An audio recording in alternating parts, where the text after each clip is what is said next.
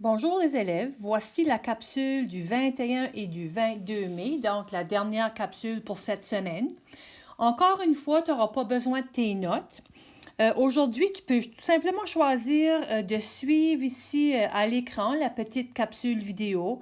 Pour ceux et celles qui aiment de prendre des notes, vous pourriez les prendre sur des feuilles lignées. Ça pourrait peut-être t'aider à faire ton travail plus tard. Mais c'est peut-être aussi suffisant de tout simplement suivre avec moi lors de cette vidéo. Donc aujourd'hui, ce que je dois faire un rappel sur la résolution d'équations. La plupart d'entre vous, vous avez résolu des équations l'an passé de ce genre ici. OK? C'est même un rappel, je dirais, de la 8e année, mais ça commence à être loin. Puis je pense que c'est important de faire le rappel de base avant de passer aux vraies équations qu'on doit travailler cette année. Donc, lorsqu'on veut résoudre une équation, notre but, c'est de trouver la valeur de la variable. C'est certain qu'ici, là, par exemple, à la première, on pourrait le calculer juste dans notre tête. Hein? On est capable de dire quel nombre qu'on ajoute à 21 qui nous donne 30. On sait que c'est 9 parce que 9 plus 21 va nous donner 30. Mais je voulais commencer par des petites équations, juste pour te faire le rappel de comment on faisait pour résoudre ça. Donc, si je te fais le rappel, si on veut résoudre le x, on le veut tout seul ici. Il faut donc se débarrasser de l'opération de l'addition. L'opposé de l'addition, c'est la soustraction. Donc, voici ce qu'on faisait. On voulait la variable seule. Donc, il faut que je prenne mon plus 21 puis que je le change de bord. Puis sans doute, tu as entendu les mots suivants. Change de bord, change de signe. Donc, si je prends mon positif 21, je le change de bord. Ça veut donc dire que je dois changer son signe. Donc, je le change de bord, ça va devenir un négatif 21. Et voilà la raison pour laquelle que mon x est égal à 9, parce que 30 moins 21 va me donner 9. Et voilà le petit rappel pour l'addition. Donc, l'opération inverse de l'addition, c'est la soustraction. Maintenant, si on regarde le prochain ici, là, ici, j'ai une soustraction. L'inverse de la soustraction, c'est une addition. Donc, si je prends le négatif 9, je le change de bord, je change de signe. Donc, le négatif 9 va devenir positif 9, qui va vouloir dire que mon x est maintenant seul, il est isolé, c'est ce que je voulais. Puis le x va être égal à 12 plus 9, qui va me donner 21. Et voilà. Maintenant, pour le dernier petit rappel pour cette page, voyez-vous ici le x, là, il est collé par le coefficient du 4. Ça veut dire que le x est multiplié par 4. Maintenant, je ne peux pas juste prendre une multiplication puis pouf, la changer de côté, comme j'ai fait pour l'addition ou pour la soustraction. L'opération inverse de la multiplication, je ne sais pas si tu t'en souviens, mais c'est la division. Donc, si je veux me débarrasser du 4 ici, je dois diviser par 4 des deux côtés. Regarde ce qui se passe. Les 4 vont se simplifier. Il va me rester le x seul, c'est ce que je voulais. Puis 28 divisé par 4, ça va me donner 7. Et voilà le rappel sur les trois opérations de base. Donc, lorsque j'additionne, l'inverse, c'est la soustraction. Lorsque je soustrais, l'inverse, c'est l'addition. Lorsque je multiplie, l'inverse, c'est la division. Maintenant, qu'est-ce qu'on va faire avec ça? On va combiner les trois, puis on va les placer dans un même problème. Donc, voici une couple d'autres exemples. Vous voyez ici que j'ai un peu plus de viande à travailler avec qu'on avait sur notre première diapo. Donc, dans ce cas ici, toi, tu vas avoir cette partie ici toute seule, là, le 3x, qui veut donc dire que ton négatif 6, tu dois le changer de bord. Change de bord, change de côté. Mon moins 6 devient plus 6. Voici ce qui me reste de ce côté. Il va me rester 3x. Le 6 n'est plus là parce que je l'ai changé de bord. Puis là, je vais avoir 24 plus 6 qui va me donner 30. Maintenant, mon x est multiplié par le 3. L'inverse de la multiplication, c'est la division. Donc, je devrais diviser par 3. Diviser par 3, pouf! Il me reste maintenant le x. 30 divisé par 3, ça veut donc dire que x est égal à 10. On passe au prochain. Le prochain, j'ai fait par exprès pour le mettre là parce que tu vois-tu que la valeur du x, là, elle est négative. Puis des fois, là, on peut s'organiser pour la changer positive si on n'aime pas travailler avec des x qui sont positifs. Donc, je pourrais, dans ce cas ici, prendre ce morceau-là, l'apporter là, prendre lui, l'apporter là. Ça, c'est une option. Ou peut-être que toi, tu vas choisir de prendre ton 4, puis l'apporter de l'autre bord pour avoir le négatif 5x tout seul de ce côté-ci. Peu importe, on va arriver au même résultat. Moi, je vais prendre le 4, je vais le changer de bord, change de signe, ça devient donc moins 4. De ce côté-ci, il va me rester, attention, là, il me reste le négatif 5x. Et non seulement juste 5x est égal. Si tu pitonnes ici, moins 21, moins 4, ça va te donner moins 25. Maintenant, mon x est multiplié par moins 5. Je dois donc le diviser par moins 5. Attention au signe. Donc, je vais avoir un x qui est égal à négatif 25 divisé par négatif 5. Ça va me donner un positif 5. Je pense qu'ici, le plus gros du travail, ça va être pour toi de faire attention à tes calculs. OK, on passe à la 3. Voyez-vous là, que j'ai fait par exprès pour écrire les variables de l'autre côté de l'équation de l'égalité cette fois-ci? Tu peux le garder de ce côté-là. Là. Ou si tu n'aimes pas ça, tu pourrais le réécrire comme on l'a ici à la 1. Mais moi, je vais le garder de même. L'important, c'est qu'on ait les variables d'un bord, puisqu'il n'y a pas de variables de l'autre côté. Donc, dans ce cas ici, je vais prendre le moins 1,2, puis je vais l'apporter de l'autre bord. Ça fait tout ce que je fais, j'ai changé de côté, là. Mais la recette reste la même. Si je change le moins 1,2 de bord, je dois faire son inverse, je devrais additionner par 1,2. Donc, si on a 3,4 plus 1,2, ça va nous donner 4,6 est égal à 2,7x. On ne panique pas parce qu'on a des décimaux. On a juste à s'assurer de bien pitonner ça sur la calculatrice. Maintenant, je devrais diviser par 2,7 des deux bords. J'ai donc un x qui va être égal, donnez-moi une seconde, 4,6 divisé par 2,7, 1,7. Et voilà. Attention ici, s'il te plaît, à la 4.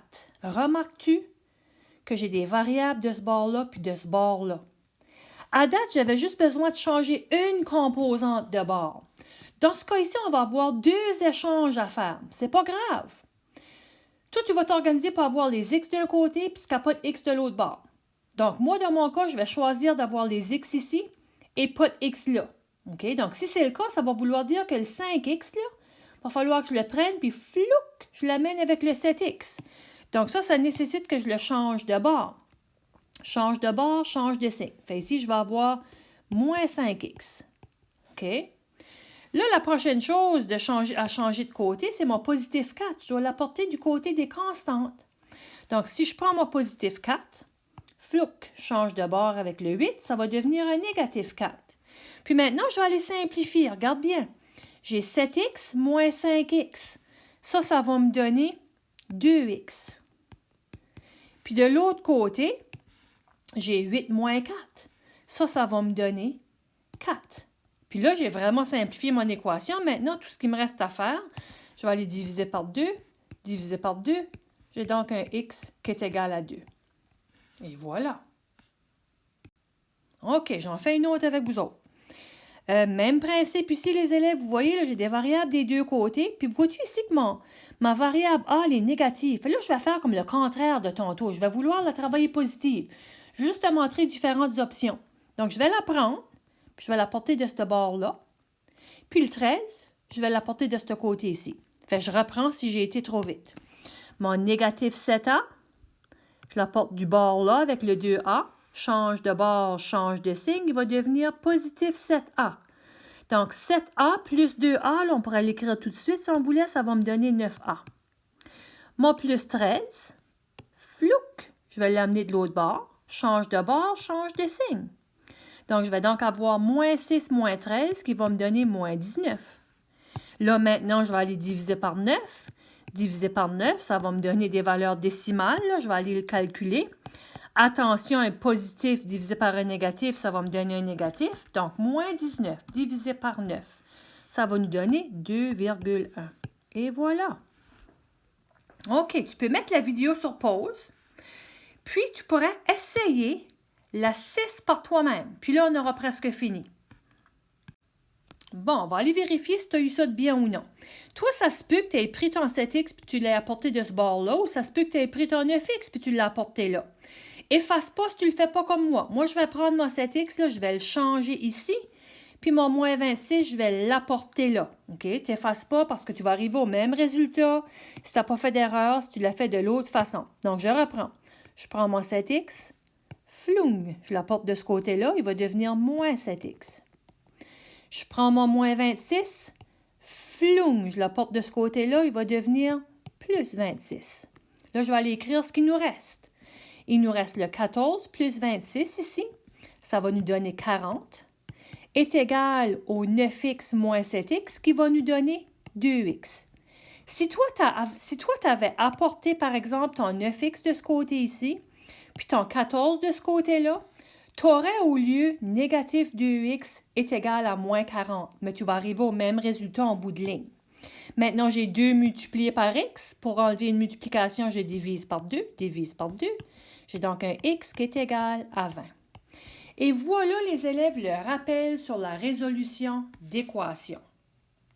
J'espère que tu n'étais pas trop rouillé, puis que le rappel a été nécessaire pour ramener ces notions-là à la surface.